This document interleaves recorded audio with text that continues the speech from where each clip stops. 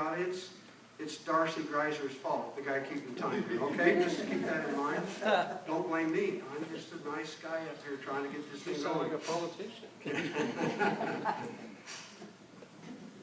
John, by the way, even though it seems like I might be picking on different, I'm not, because I feel the issues are such that people want to jump in.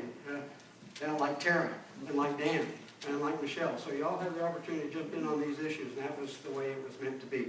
John, a few years ago, the city was required to put in place some stringent policies concerning St. George City employees, such as no new hires, no salary increases, cutting back on number of employees in some departments. Things are, I believe, looking better today.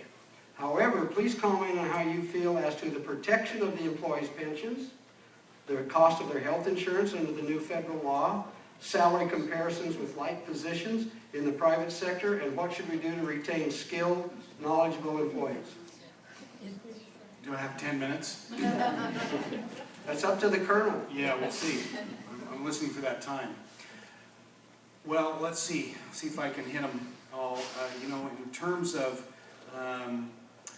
their benefits and wages, we've been able to really hold their benefits, I would say, very well in terms of their cost versus the city's cost.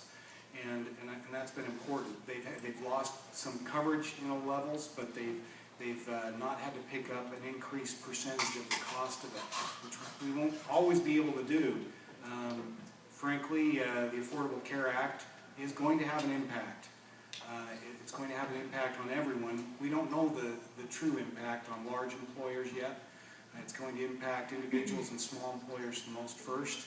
This is my business, by the way. I work for Intermountain Healthcare, and so I know quite a bit about it. I've given a lot of presentations on it, but it is already impacting us to the tune of, to the city, 3 to 4% a year in terms of extra premium increase.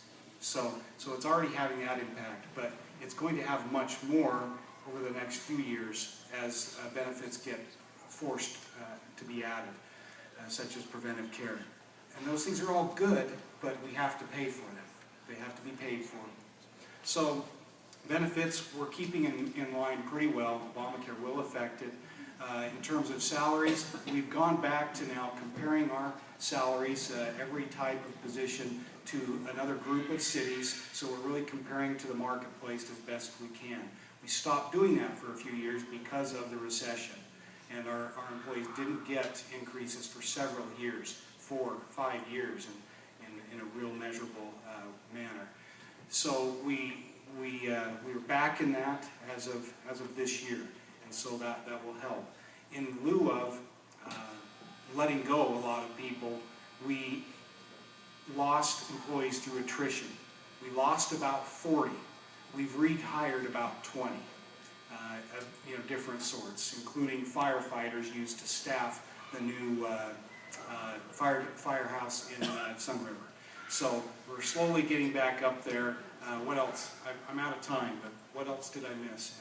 Well, just how, in other words, the positions in the private sector, or do we take a look at how well do we pay our employees as opposed to the same level of knowledge and skills in the private sector? We look more to the public sector.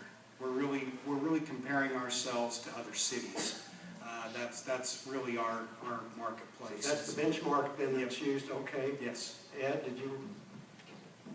A few years ago, one of these candidate meetings, I put on that very wall right there a list of all the cities that were on the benchmarks that were being used to compare our citizens' employees because of the salary variations and deficiencies that existed for our employees to keep them here. Now, this year's budget has something very important, and having worked in city government and understanding how you get your pension is based on your highest 3 years of service.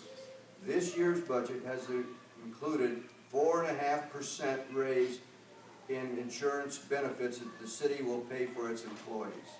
They've also indicated that they're going to go back to this benchmarks. We hope that they find cities that are comparable, not some small water district that's out in the sticks someplace, but someone who is comparable, that they can have an actual measurement. Now, what concerned me a little bit this year on some of these benefits for city employees is